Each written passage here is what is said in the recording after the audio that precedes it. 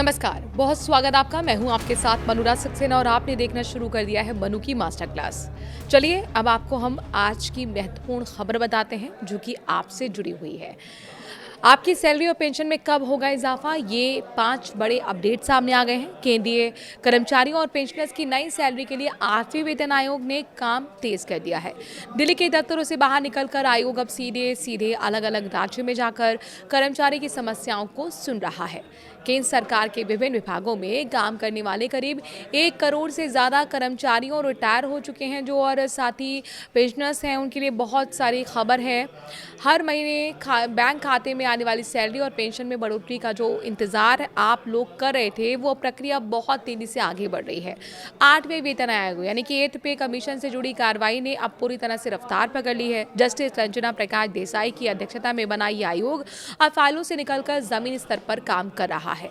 देश के अलग अलग राज्यों और केंद्र शासित प्रदेशों में कर्मचारी यूनियंस और पेंशनर्स के गुटों के साथ आयोग की अहम बैठकें लगातार जारी हैं।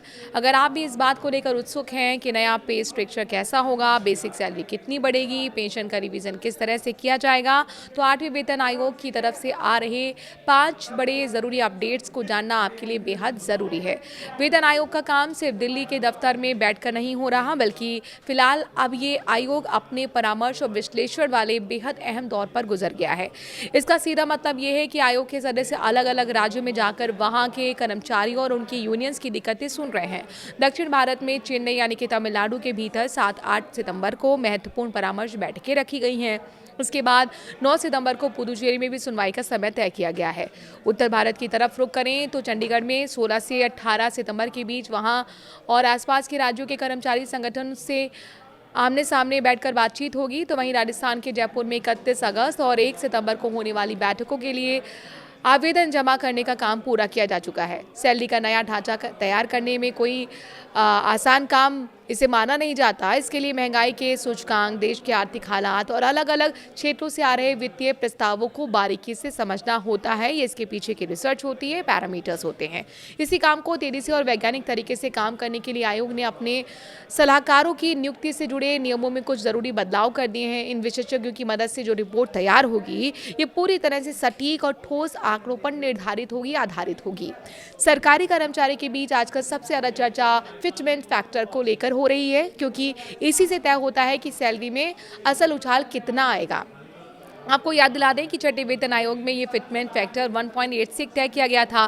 फिर 7वें वेतन आयोग में इसे बढ़ाकर 2.57 कर दिया गया था। इससे बेसिक सैलरी में अच्छा खासा इजाफा देखने को मिला था।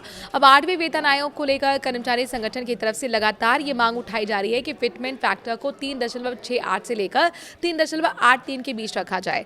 हालांकि यहाँ ये साफ कर देना जरूरी है कि अभी तक आयोग की तरफ से न्यूनतम वेतन या फिटमेंट फैक्टर या नई पेंशन को लेकर कोई भी आधिकारिक पुष्टि या घोषणा नहीं की गई है। आखिरी फैसला आयोग की पूरी रिपोर्ट और इसके बाद सरकार की मंजूरी पर ही निर्भर करेगा। इस बार वेतन आयोग की साफ मंशा है कि पूरी प्रक्रिया एकदम लोकतांत्रिक तरीके से पारदर्शी रहे और कोई भी फैसला सिर्फ बंद कमरों में लेने के बजाय आयोग हर विभाग के कर्मचारी, प्रतिनिधियों और स्थानीय परिसंघों और पेंशनर्स एसोसिएशंस को पूरा मौका दे रहा है। लोग अपनी समस्याएं और सुझाव लिखित रूप में या फिर बैठकों में मौखिक तौर पर सीधे आयोग के सामने रख सकते हैं। तय सीमा के मुताबिक 3 नवंबर 2025 को गठित किए गए इस 8वें वेतन आयोग को अपनी पूरी रिसर्च, सिफारिशें और फाइल रिपोर्ट्स तैयार करने के लिए सौंपने के लिए 18 महीने का वक्त दिया गया है। जब देश भर में चल रही ये सभी बैठकें खत्म हो जाएंगी, तब आयोग जमा किए गए सभी आवेदन और सुझावों का गहराई से अध्ययन करेगा और उसके बाद एक फाइनल रिपोर्ट तैयार करके केंद्र सरकार की मेज पर रख दी जाएगी। जब उस रिपोर्ट पर केंद्रीय कैबिनेट की मोहर लग जाएगी, उसके बाद ही नया वेतन ढांचा देश भर में लागू होगा। चूंकि 8वां वेतन आयोग अभी शुरुआती और बातचीत और आकलन के दौर से गुजर रहा है, इसलिए कोई भी नया फार्मूला अभी तक आधिकारिक रूप से पास नहीं हुआ है। ऐसे में अक्सर कई तरह की अफवाहें भी तेजी से फैल रही हैं। सभी कर्मचारी पेंशन भोगियों को यही सलाह दी जाती है कि वो इधर उधर की बातों पर ध्यान ना दें, बल्कि उसके बजाय पुख्ता जानकारी के लिए सिर्फ 8वें वेतन आयोग के आधिकारिक पोर्टल या वित्त मंत्रालय की तरफ से जारी होने वाले आधिकारिक बयानों पर ही भरोसा करें।